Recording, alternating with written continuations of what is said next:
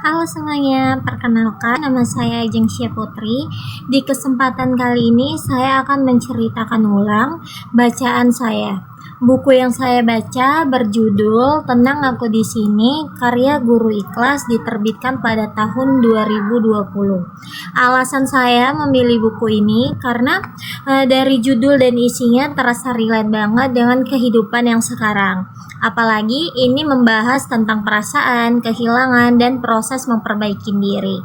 Selain itu, buku ini juga membahas soal hubungannya dengan Tuhan. Jadi menurut saya menarik dan punya makna yang dalam. Jadi di sini saya akan menceritakan ulang inti dari isi buku ini yang saya baca dari halaman 1 sampai 50.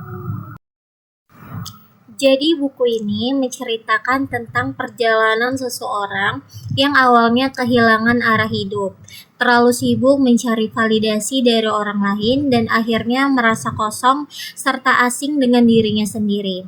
Di tengah rasa itu, dia mulai sadar kalau selama ini dirinya itu jauh dari Tuhan.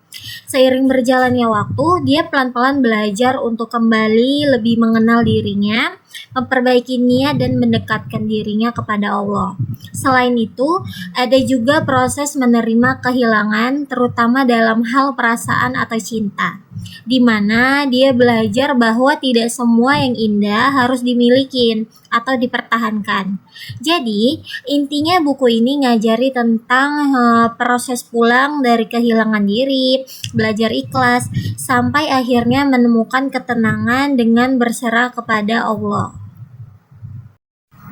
Nah, bagian yang paling berkesan menurut aku di buku ini adalah waktu dia belajar mengikhlaskan atau melepaskan. Dijelasi kalau melupakan itu bukan berarti kita benar-benar lupa, tapi kita udah gak berharap apapun lagi. Ada kalimat yang nunjukin kalau ketenangan itu tetap ada, tapi kita udah bisa nerima tanpa sakit yang berlebihan. Itu relate banget sih, karena di kehidupan nyata kadang kita juga kayak gitu kan.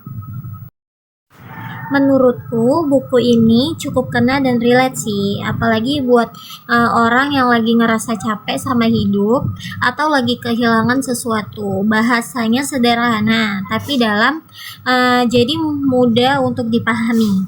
Buku ini juga ngingeti kalau ketenangan itu bukan dari orang lain, tapi dari hubungan kita sama Tuhan dan cara kita menerima keadaan. Intinya bikin kita mikir ulang tentang diri sendiri, tujuan hidup, dan cara kita menghadapi kehilangan. Baik, itu saja cerita ulang dari saya untuk tahap pertama, yaitu dari halaman 1 sampai halaman 50. Untuk tahap berikutnya, saya akan melanjutkan cerita dari halaman selanjutnya.